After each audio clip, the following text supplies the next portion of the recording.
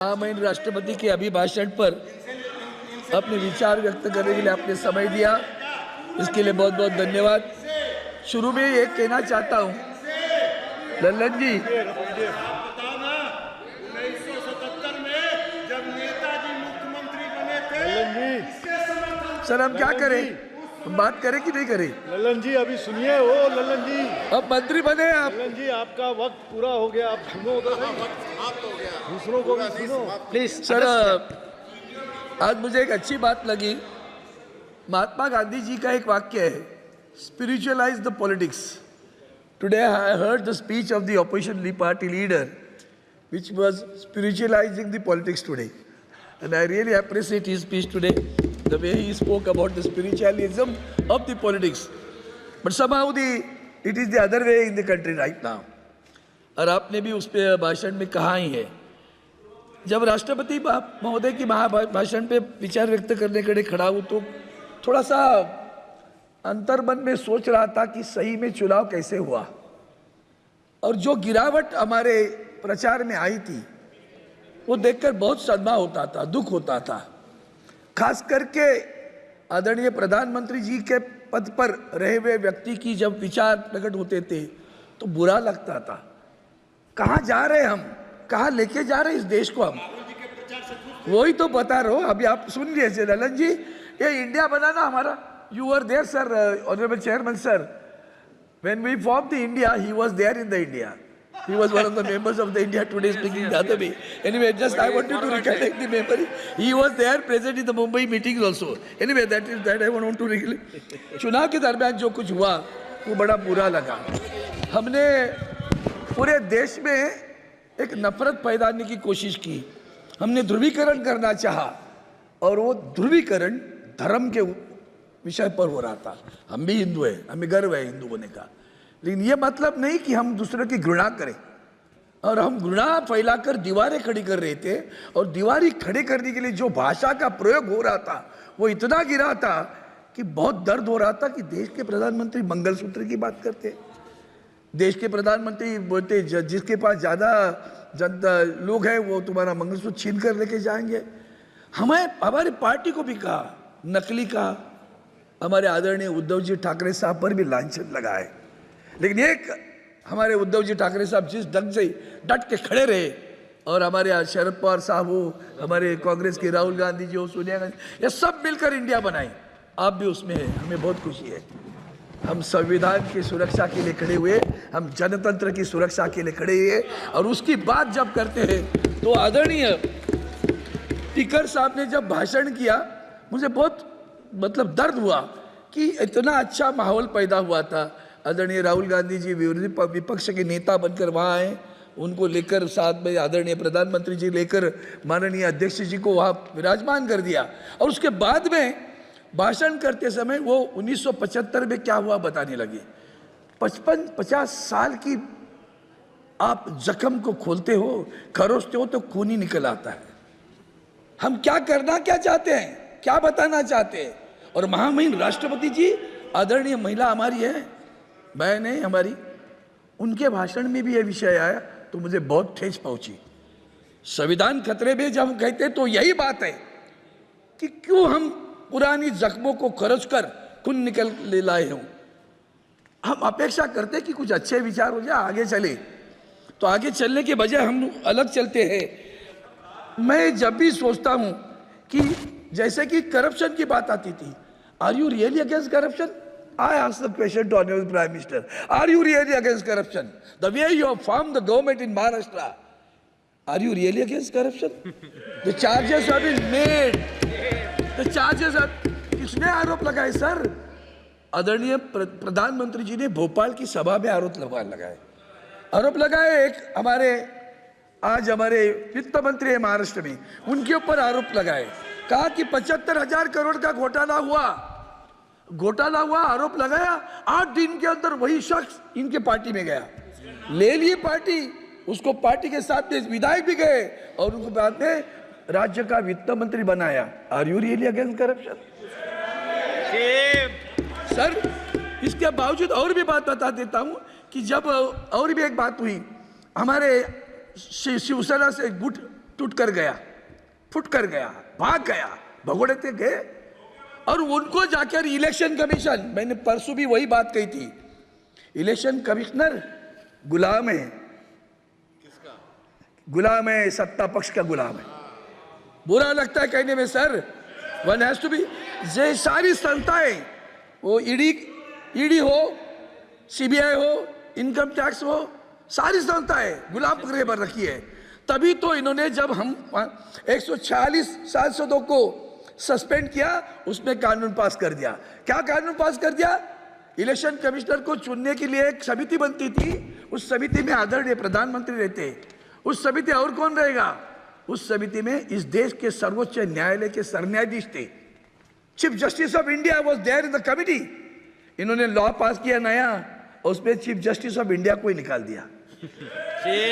और क्या किया? प्रधानमंत्री will be there and another minister will be there. Who is that? He will be nominated by the prime minister. वो भी उसको डेजिग्नेट है क्या, कौन सा मंत्री रहेगा, उसको नॉमिनेट कर देगा प्रधानमंत्री, नॉमिनेट जिसको नियुक्त करेंगे वो मंत्री रहेगा, और एक विपक्ष का 2:1। तो क्या होगा, कौन आएगा? Who will be the election commissioner? Is it judicious? We are fighting in the Supreme Court. और आज भी हमें न्याय नहीं मिल रहा है। Justice delayed is justice denied. I request the Honorable Supreme Court through the House, kindly look into this issue. It is the sanctity of the democracy has to be maintained. उसका पवित्रता रखनी है तो जुडिशरी भी ऐसी होनी चाहिए। वो तो चंडीगढ़ का मामला था ना, वो आईने में आया करके तो छुट गया, नहीं तो चंडीगढ़ का मेयर भी जाता था। ये कम नहीं है ये लोग। और इसलिए मैं कहता हूँ कि ये जो संस्थाएं जो बनी है ना, महामहिम राष्ट्रपति जी, आपको भी कान खींचने का अधिकार है, आपने नहीं कान खींचा। जो भी सारी चीजें गलत होती है, आप कुछ नहीं बोलती। हमने अनुभव कर दिया सर, इसके लिए मैं बोल रहा हूं सर। अब ये जैसे इतने सारे विषय है, महंगाई पे हो या बाकी सारे, मणिपुर सर, मणिपुर में मैं 6 दिन रहा।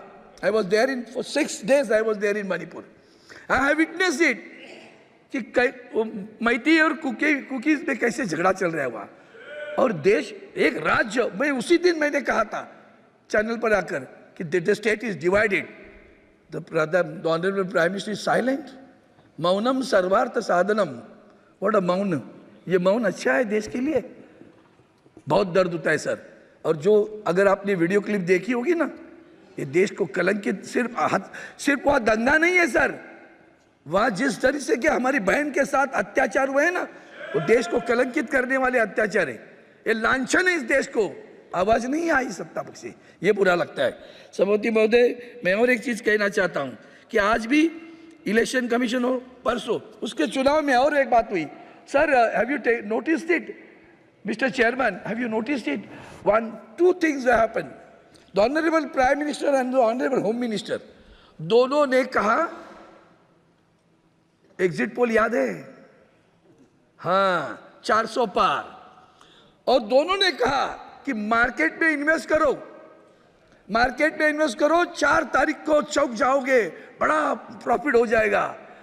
पहले तो लोग बैंकों में पैसे रखते थे, आजकल बेचारे रिटायर्ड होते तो सोचते चलो भाई म्यूचुअल फंड्स में डालेंगे या कई शेयर्स में डालेंगे।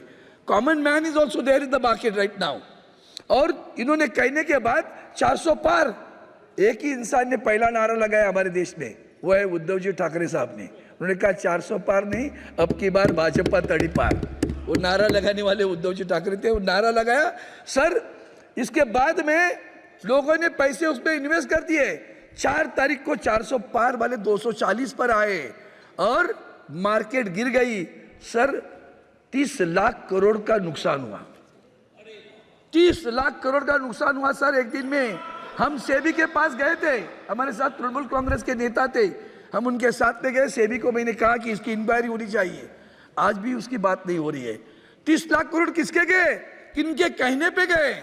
आदरणीय प्रधानमंत्री जी, आदरणीय गृह मंत्री जी, ये अब इन्होंने कहा पैसा इन्वेस्ट करो। 30 लाख करोड़ का घोटाला हुआ, घपला हुआ, नुकसान हुआ। कौन जिम्मेदार है इसे? कोई जिम्मेदार नहीं है। और सब यही इसी तरह से और भी बातें हैं सर।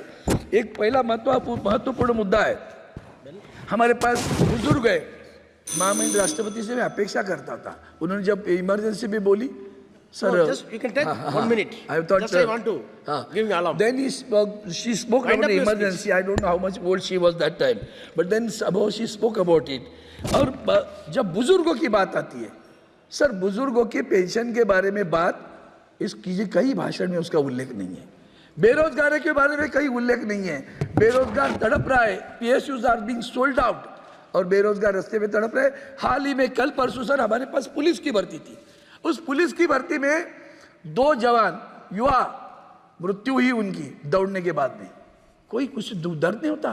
किसान आज भी आत्महत्या कर रहे हैं सर हमारे पास। और सर PSUs के बारे में हम बात करना चाहते हैं। हम चाहते हैं कि इनकी नीतियों की वजह से आत्मनिर्भर Please wind up. You are having one more speaker. Yeah, You are having one more speaker in your party. Yeah, I'll conclude Already in 1 minute. exhausted. That's the reason I'm concluding now. I got it. I got it. I want him to. That is the reason I am not talking about farmers. मैंने किसानों पे बात नहीं की। मैं एक ही बात करना चाहता हूँ। जैसे बुजुर्गों की बात की, बुजुर्ग के पेंशन की बात की, बेरोजगार की बात करता हूँ। सर रिक्रूटमेंट कैसे होती है? अभी तो नीट का विषय आया ही है, सारी परीक्षाओं क्या है। आपने कभी स्टाफ सिलेक्शन कमीशन का सोचा है? मेरे यहाँ मुंबई में इनकम टैक्स में 1200 तृतीय श्रेणी के वैकेंसीज निकली और उसमें स्टाफ सिलेक्शन कमीशन से रिजल्ट आ गया। डाउट है 1200 में से महाराष्ट्र में से सिर्फ 3 लोग पास हुए, मुंबई में आए। इसके ऊपर भी बहुत गहरा इसकी जांच करनी चाहिए। जो लोग कैजुअल लीव के एप्लीकेशन नहीं लिख सकते हैं वो बाबू बनकर वहां आया है सर, ऐसी स्थिति है। और इसलिए मैं आपसे प्रार्थना करता हूं कि हम लोग पुरानी बातें निकल कर इतिहास भूगोल क्या क्या निकाल कर जो देश को विघटित करने का विभजनकारी विचारों को लेकर आगे चल रहे, मेरी प्रार्थना है आप सभी से, खास करके सत्ता पक्ष से, छोड़ो कल की बातें, कल की बात पुरानी, नए द्वार पे लिख देते हैं मिलकर नई कहानी। हम हिंदुस्तानी, हम हिंदुस्तानी, हम हिंदुस्तानी। जय हिंद, जय माता। Thank you.